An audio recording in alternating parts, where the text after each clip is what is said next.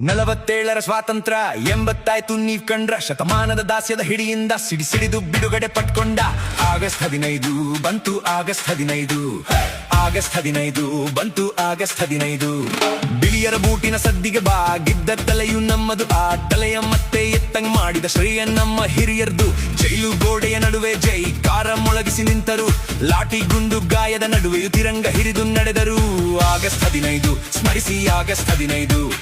August 15 ಬಂತು August 15